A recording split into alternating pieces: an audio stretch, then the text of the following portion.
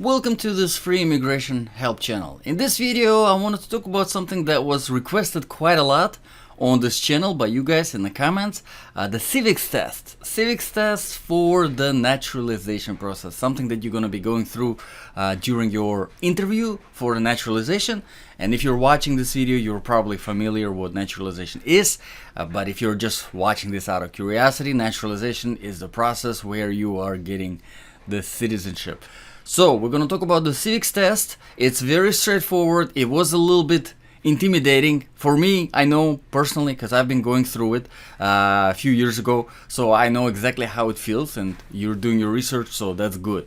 As you can see, I have the official usas.gov website pulled up in front of me over here. As you can see, this is where I get all of my information. This is the official website for U.S. Citizenship and Immigration Services, so I only get the information from here. And if you're watching this video, 6 months, a year after it was uploaded, make sure you go to this website and check that all the information that I provided in this video is up to date, because things obviously change. Okay, so we're gonna use obviously the citizenship part of this website. We're gonna go straight here, and this is the Citizenship Resource Center. So all of the information about the citizenship you can find here. You can learn more about what it entails, the citizenship. You can do the application, which is over here. It's for the form N400, the application for naturalization, and all of your study materials and resources can be found here. I am used to using this tab over here, so I'm gonna go here, and we're gonna go to find study materials and resources, and it will open up. So far at this very moment there are two civics test versions available, 2008 and 2020 version. Now they're gonna be very similar. Probably I would say more than 90% they're gonna be exactly the same, because most of the civic stuff is history from way back, hundreds of years ago, 100, 200 years ago. I can't say hundreds because there isn't really more than 200, but anyway, a little bit more than 200. But in the present time, there's going to be some questions that are relevant to right now. For example, who's the current vice president, right? Who's the current speaker of the house? Stuff like that. That's what is going to be different. So as long as you're updated on this basic information, but we'll talk about this a little bit in a greater detail, and you will see what kind of questions these are, so you can get an idea. But basically there are two of them available. Now I have to say something very important here. For the study version, for the civics test 2008 version, I'm going to open it in a separate tab, and I'm going to keep this open. You will see that here you can actually test yourself. At the very moment there is a practice test, which is what we're going to do. All right, you can actually do the online practice test. For 2020, unfortunately there isn't one just yet. When you click on the 2020, there isn't really a test yourself, but I think that online practice test is coming out very soon. Honestly, you don't really need it to practice, because you can just download any of these tests yourself and just go through all of these. For example, if we click on the 2020 civics test, it will open up questions, answers, just a PDF of questions, answers, all of it. This is all the 2020. We'll go through this a little bit later too, but I recommend starting with the 2008 civics practice test that is available online. I'm gonna post this link in the description below in the video. Try it out. We will go through it right now so that you can see what kind of questions to expect. It's not bad at all. Now, a little bit about the process, how it works. For your interview, if you have been already invited, if not, depending on where you are in the process, right? So how it works is, let's say now you're eligible for naturalization, you can apply, all right? You had your green card for 5 years, you're ready to apply for citizenship. You're applying, you're submitting that N400 form, doing the background check, all of that sort of stuff. Now you're called for the interview. You come for the interview in your local field office of the USAS, or the Immigration Services. You go into the office.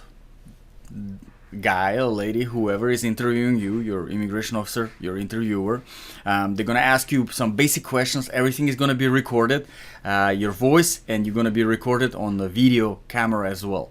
So they're gonna ask you some basic questions. Hey, you know, all of this. Why did you come here? Blah blah blah. Just basic, really basic stuff to see that you really are a good potential U.S. citizen. Basically, you have been here. You didn't break any laws. You didn't. Just a basic conversation, and then they're gonna announce that they will perform the civics test. They're gonna do also the English test, but we're not going to discuss it in this video. This is a little bit separate, and it's very basic, really. You're pretty much reading a basic sentence and you're explaining what it is, or maybe not even at all, because you're just having a conversation, and if your English seems to be good from a conversation, you should be fine. Nothing to worry about. But the civics test is a little bit scary because they are testing the knowledge of your history about the United States of America, basically. To me, it was a little bit, obviously, I was a little bit nervous, even though I knew pretty much everything, but I still was kind of nervous. And the way it works is they ask you 10 questions. That's it. Just 10 questions verbally asking you. And then if you answer 6 correctly, I mean, all you have to do is answer 6 correctly. That's it. So if you answer 6 in a row, that's it. They will just stop the test. That's it. You passed. So you don't have to answer all 10. But out of 10, you have to answer 6 correctly. At least it was before, when I was getting it 2-3 years ago. Might have changed, but I'm pretty sure no. You see, you must answer correctly 6 of the 10 questions to pass the civics test. So it's still the case. So let's start the practice test and see what we got, and then we will go into all of the questions, and we will go through them. Not at the moment. And you will see that it's very simple, very straightforward. Just read through all of the questions, read through all of the answers. Some of them are pretty hard, you'll have to memorize it, but for the most part, they're very, very straightforward. Okay, question number 1, as you can see, this test gives us 20 questions to practice. So let's see how we do. Okay, question number 1. Under our Constitution, some powers belong to the federal government. What is one power of the federal government? A, to issue driver's license. B, to provide protection, police. C, to provide schooling and education. D, to declare war. And this is a tough one, and I'm going to answer to declare war. And correct. That's a correct answer. The powers of the United States government are listed in the Constitution. The powers of the federal government include the power to print money, create an army, and make treaties. Another is the power to declare war. The president can ask Congress for declaration of war. In 1941, after Japan attacked Pearl Harbor, President Franklin D. Roosevelt asked Congress to declare a war. Congress voted to declare war, and the United States entered World War II. All right, let's moving on. Next question. Who was president during World War I? Ooh, I'm not really good with these ones, but let's see. Franklin Roosevelt. Well, we just been reading through Franklin Roosevelt announcing the World War II, so probably not. Warren Harding, Woodrow Wilson, Theodore Roosevelt. I'm gonna go with Woodrow Wilson, although I'm pretty sure I'm wrong. Nope, I got lucky on this one. So see, questions like this, just memorize them. Just go through them and memorize them. And just remember, World War I, Woodrow Wilson. That's it. And obviously, if you want to read through all of these, definitely helps because it gives you a little bit more in-depth information. Maybe there's something that will help you to remember this answer. It's up to you. But the least, just remember, because something like this, it can be pretty hard. Why does the flag have 50 stars? 50 stars. Now, I want to bring your attention to this question right here.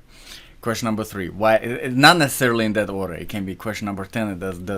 It's really can be random as random as it can be. Why does the flag have 50 stars? Now, this is the kind of question that mostly is going to be asked on during your interview. Not like the previous question, which is a little bit more complicated, which is a little bit requires a little bit more in-depth knowledge. This is very basic, but at the same time, it's the kind of question that everybody needs to know the answer. Like, if you don't know this, then are you really, do you really almost like deserve to be a citizen of the United States of America if you don't know the basic stuff as this? So expect questions like these. Very simple, very basic answer, but at the same time, it's almost like you have to know it. So that's mostly the questions that's going to be there. So why 50 stars? Because there are 50 states. And as you can see, because there were 50 people? Nope. Because there's 1 star for each president? No. Because there's 1 star for each state? Yep. See, there we go. Okay, next question. How many justices are on the Supreme Court? Okay, I believe it is 9, but it might be 11. It's definitely not 12 or 10, because the number of judges, it has to be odd, not even. I think I didn't confuse that. Okay, so 9? Okay, 9. I kind of got lucky again. But see, with the answers, with multiple choice answers, the nice thing is that you can actually kind of subtract the ones that definitely don't work, and then kind of choose between the ones that work, kind of making your chances a little bit better. Okay, next question. Okay, so the way this is going to be presented to you, you're sitting, your interviewer is reading you the questions and then reading you the answers. So that would be like this. Imagine if you are sitting there at your desk watching this video and I'm the interviewer. So I'm gonna go, okay, question number 5. If the president can no longer serve, who becomes president? A, the Secretary of State. B, the Speaker of the House. C, the Vice President. D, the President pro tempore.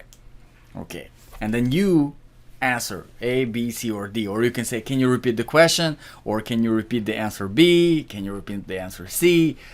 You get the point. And then you can say answer C is the correct one. And then that's it. So now we're getting to the question number 6. I already answered 5 questions correctly. So technically now, if I answer this question correctly, that's it. I passed my civics test. No more. You see, it's very simple, very straightforward. We will obviously keep on going, but so you can get the idea of what kind of questions, what kind of answers.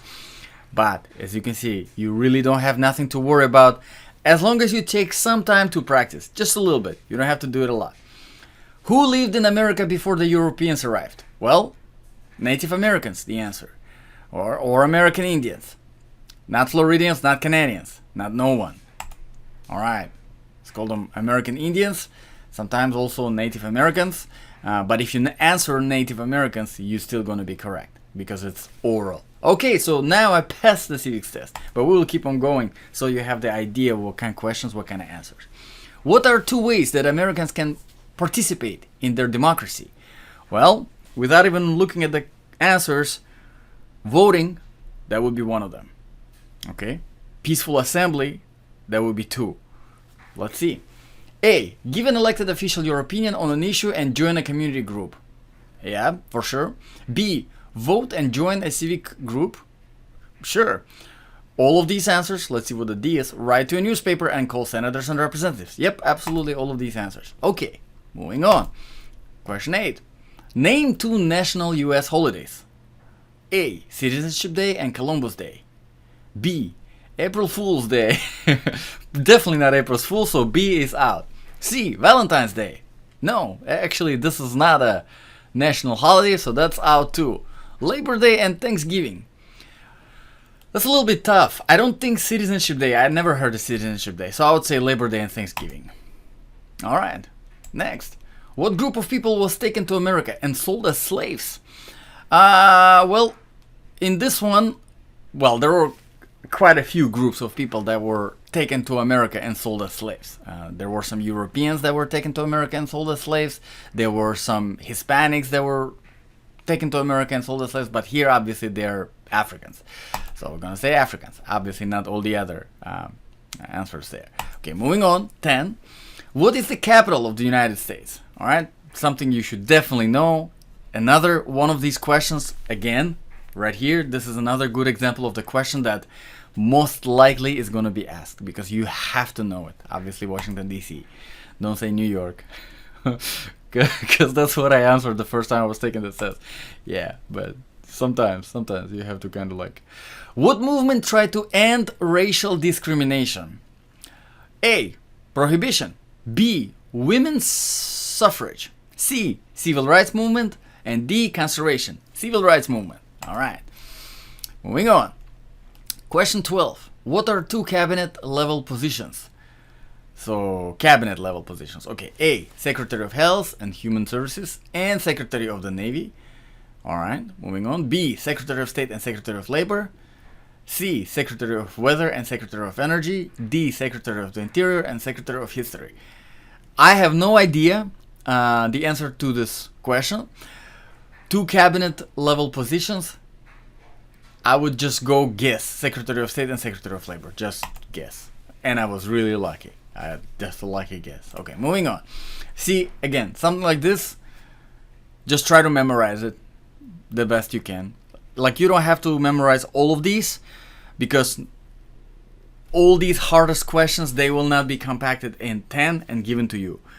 The immigration officer, they know that these questions are pretty hard, so they will ask maybe 1, 2 out of 10, but everything else is going to be very, very basic, very straightforward, like 50 stars on a thing. What's the name of the national anthem? Who is the president of the United States? Who's the vice president? What does the Constitution do? Another good example. What does the Constitution do? Protects basic rights of Americans, sets up the government, defines the government. Absolutely all of the above. All right? So, very straightforward. Again, you can't really not know it. If you don't know it, it's kind of like, okay, it's questionable, you know? Should you really be applying for citizenship? Okay, question 14 out of 20. There were 13 original states. Name 3. New York, Kentucky, and Georgia. Washington, Oregon, and California. No, I don't think California was an original state, not even close. C. Maryland, Virginia, and North Carolina. That sounds more like it. Virginia, North Carolina, and Florida. I don't think Florida was an original state. So I would say Maryland, Virginia, North Carolina. Yes. All right. Next. Moving on. Question 15. What did the Emancipation Proclamation do? Okay, this is another one of those questions that you just have to learn. You just have to learn and memorize and keep it in your memory. Right now, without looking at the answers, I don't remember. I don't know. But if I read the answers, I will remember because I knew the answer. So, ended World War I? No. Gave women the right to vote? Maybe. C. Freed slaves in most southern states? Very well, maybe. D. Gave the United States independence from Great Britain? No, that one was the Independence Proclamation. So either freed the slaves in most southern states or gave women the right to vote. Emancipation Proclamation, I do with freed slaves. Okay, moving on. 16. We elect a US Senator for how many years? It's either 4 or 2. But I believe it's 2. Nope, it was actually 6. I was way off. Okay, so see, something like this again you have to kind of remember, because president is for 4 years, somebody is for 2 years, but looks like the senator is for 6. Okay, so moving on. When is the last day you can send in federal income tax forms? Okay, this one's simple, April 15th. Again, if you have been in this country up until this very point, applying for naturalization, you definitely know this. You definitely know you filed your taxes at least like 4 or 5 times, at least. You know, I filed my taxes probably like 10 times before I was applying for my citizenship. So yeah, everybody knows this one. Okay, so moving on. Question 18 out of 20. Name one war fought by the United States in the 1900s. Well, obviously not War of 1812, for sure. Revolutionary War? No, that one was in 1700. World War I and the Civil War. Okay, that should be World War I, because that was like 19... Wait, no, that was 18th. Never mind. Okay, so that's gotta be Civil War. Nah, but no, wait, never mind. 19... Wow, so it's either World War I or World War... or the Civil War. I guess I'll go with the World War I? Okay, I got lucky. 1917, 2 million American soldiers went to France. Again, something that you just need to learn. Okay, next question. What did Susan B. Anthony do? Oof. I don't know. I have no idea. But I remember this question, so I should remember the answers. A. Founded the Red Cross. I don't think so. B. Fought for women's rights. Maybe. C. The first woman elected to the House of Representatives. Possibly. Made the first flag of the United States. Ooh. But I don't think it was Susan B. who made the flag. I think it was Beth. Something like that. Anyway. Yeah, I think it's fought for women's rights. Alright, yeah. So this is the lady that was fighting for women's rights. Again, just something to kind of remember. There are 4 amendments to the Constitution about who can vote. Describe one of them. A. Only citizens with a job can vote. I don't think that's the case. B. Citizens 18 and older can vote. Okay, that sounds right. Citizens 17 and older can vote. Citizens by birth only can vote. Which is, we all know, not true, because we as citizens, naturalized citizens, we still can vote. So yes, B. Okay, so as you can see, out of 20, I got 19 correctly, 95% correct. Very straightforward, very simple. And really, what I would recommend, before you even attempt this, just go to this 2020 version, click on the 2020 civics test, open this PDF that I have. I actually have it open here. I don't know why I haven't opened again. But I'm going to post the link for this PDF and just go through all of these. There's I think 128 questions. Just go through all of them several times. Questions and answers. Now, here, do we have the actual answer? Let's see. I don't think it shows the answer here. Let's see. What is the form of government of the United States? Republic? Nope, it literally just gives you the answers here. It doesn't give you the options. It gives you just the answers. So this is all you really need. And as you can see, for example, for what is form of government of the United States? If you answer republic, that's correct. If you answer constitution-based federal republic, that's correct. Representative democracy, that's correct. All right. What is the supreme law of the United States? U.S. Constitution. Very straightforward. Name one thing in the U.S. Constitution, that the Constitution does. Okay, it does a whole bunch of things, but if you answer one of these, you're going to be correct. Protect right of the people, defines the power of the government, parts of the government, power of the government, and forms the government.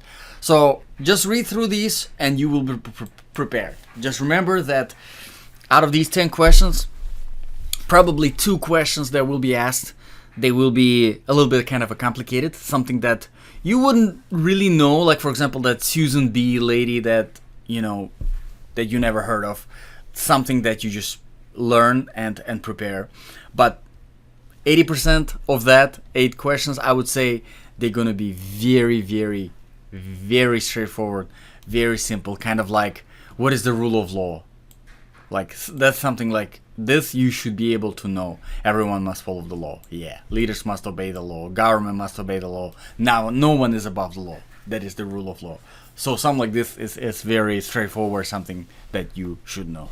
So let me know in the comments below, guys, if this video was useful to you. If you have any questions, you can drop them in the comments below. If you found this video useful, please consider subscribing. It's still a growing channel. Please consider helping this channel grow with a super like. Luckily YouTube implemented this new feature and it definitely helps. All the support is greatly appreciated. If you have any requests for videos, drop them in the comments below. I always look out for those and put them on my to-do list. Thank you guys for watching. Hopefully this was helpful and I'll see you guys in the next video.